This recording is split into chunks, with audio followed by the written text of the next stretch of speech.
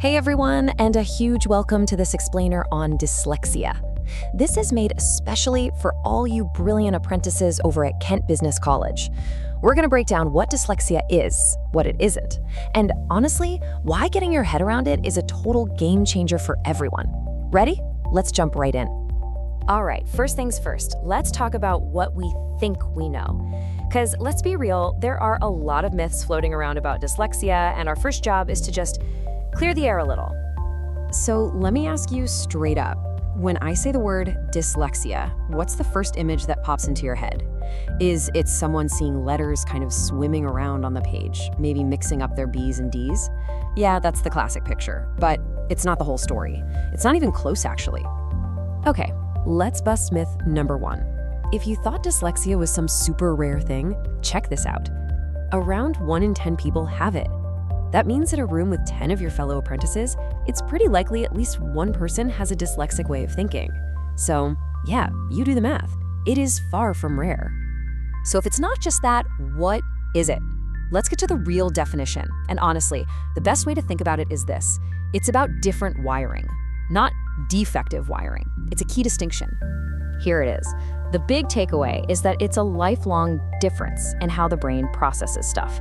And notice, the definition doesn't just say reading, right? It says information, language, patterns, sequences. This is so much bigger, and it's why it can show up in all sorts of different ways. And can we please get this one crystal clear? Because it's probably the most important myth to bust, like ever. Dyslexia has zero, zip, absolutely nothing to do with how smart a person is. Some of the most brilliant, creative, intelligent people in history have been dyslexic. It's just, they're two completely different things. You know, this all fits into this really awesome and positive idea called neurodiversity. The gist is, there's no normal or correct way for a brain to work. Just like we all have different hair colors or heights, our brains have different operating systems. Dyslexia is just one of those variations, and that's a good thing. Okay, theory's great, but let's get practical. How might this actually show up, day to day on your apprenticeship? It's not always super obvious, so let's run through a few examples of what it can look like.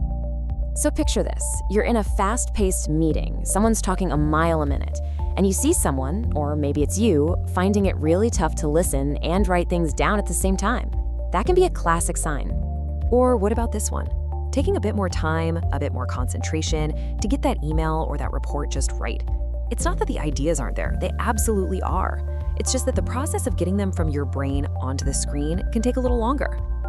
And see, this shows how it's about more than just words. It's about processing, remembering a set of multi-step instructions or getting a sequence of tasks in the right order. That can sometimes be a real mental workout. And finally, ever just feel completely swamped when someone throws a ton of information at you all at once? That info dump can be really overwhelming. The brain just needs a little more time to sort it all out. Now, none of this means someone is less capable, not at all. It just means their brain is processing the world a little differently. But, and this is a big but, here's where the whole story flips and gets really, really cool. For all of those challenges, there are often these incredible, sometimes hidden, strengths. We're talking about a different kind of superpower. Just look at this list. We're talking about incredible problem solvers. People who are amazing at seeing things in 3D, which is huge for designers, engineers, you name it. Off-the-charts creativity, the ability to see the big picture when everyone else is stuck in the weeds. These are not small things. These are powerhouse skills in today's world. This quote just nails it, doesn't it? Success doesn't happen in spite of dyslexia. So often, it happens because of it. That unique way of thinking, that ability to come at a problem from a totally different angle, that's where the real breakthroughs happen. And guess what? The world is catching on. Big companies are now actively looking for people with dyslexic thinking. They've realized that a team where everyone thinks the same is actually a weak team. They need that creative, out-of-the-box perspective to innovate and succeed. So the big question is, how do we make sure these amazing strengths are unlocked and not hidden? Well, the answer is support. And let's be super clear, support isn't about giving someone special treatment. It's about smart treatment. It's about creating an environment where everyone gets to show what they can really do. And it's also important for you to know here in the UK, this isn't just a nice idea, it's the law. The Equality Act says employers have to make reasonable adjustments to make sure everyone gets a fair shot. And the goal of all this is pretty simple. It's about leveling the playing field.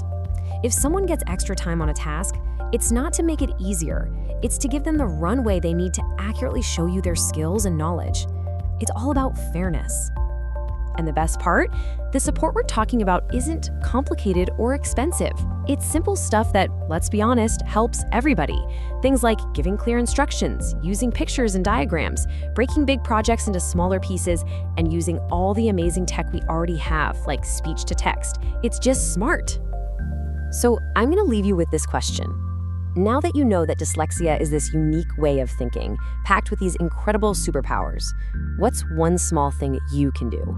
How will you, in your role, help create a workplace where these strengths aren't just accepted, but are actually celebrated? Something to think about.